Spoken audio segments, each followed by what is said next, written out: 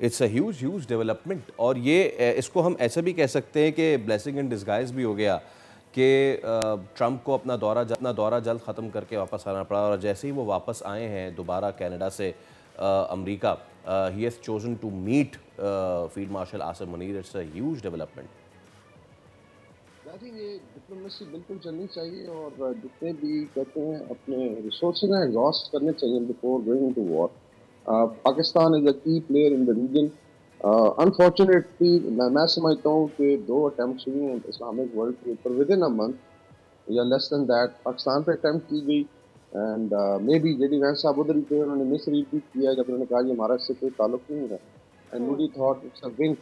और लेकिन फिर मूडी का जबड़ा टूटा 10 तारीख को लोगों ने देखा कि एक नई शुबा शुरू हुई साउथ एशिया में। तो ये तो एक पोल है। फिर I think this is very very unfortunate जो बल्कि आई थिंक सरकार साहब ने कहा कि अंदोनाक जेनोसाइड हुई फलस्तीनियों की, और उसके बाद जो है इस पे अटैक किया गया है ईरान पे। अच्छा, ऑन ग्राउंड थोड़ा मैं इस पे आज जिक्र कर दूं कि सिचुएशन क्या है इजराइल में, which is considered as 51st state of the United States, कि इस वक्त 50,000 जो रिच इजराइलीज हैं, बिकॉज आपको पता है सारे एयरपोर्ट्स ऑलमोस्ट पूरी तरह डैमेज हो चुके हैं। कमर्शियल एयरलाइन इनकी फ्लाई करके साइप्रस चली गई थी, सारे जहाज वहाँ से, जिसमें एल एल है, इसराइल एयर है और आर्किया है, और इवन आई थिंक नेतन्याहू का भी कह रहे हैं कि वॉर रूम उधर बेसिकली साइप्रस में ही टाइम है, बड़ा मुश्किल है वहाँ सर्वाइव करना।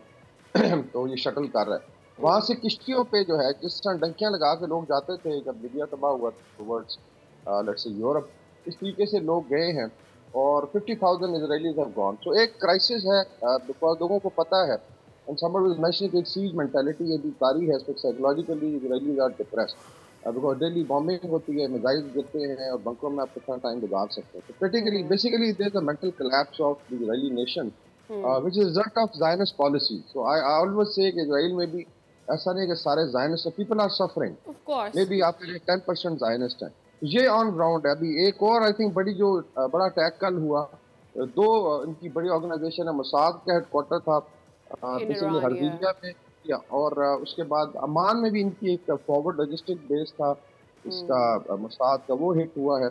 और फिर इसके बाद शिद्दत का हेडक्वार्टर हिट हुआ जो इंटरनल सिक्योरिटी को देखती है। ये अटैक फिर उसके बाद हाइफा पे आ जाए तो सबसे बड़ा पोर्ट है, कमर्शियल हब है, आईटी हब है, और इवन अडानी जो है भारत का, उसका बहुत बड़ा स्टेक है स्पोर्ट का 70%। तो ये इस डिस्ट्रक्शन के बाद I think now there is a realization कि इजराइल का जो ऑरा है या फिर इज्जत बचानी है, तो then I think one reason I think America is jumping in, which will be very very unfortunate because उसके बाद जब वॉर के एक्सपैंड करने के चांसेस बहुत ज़्यादा हो गए। आई एम कॉलिंग इट खुदा ना खास्ता मिनी वर्ल्ड वॉर 3 शुरू हो जाएगी, because the way Iran is going to retaliate, और उसमें is going to be I think burning state of Hormuz, it could burn Red Sea, और उसके अंदर देखें 30-35% ऑफ ग्लोबल एनर्जी फ्लो करती है।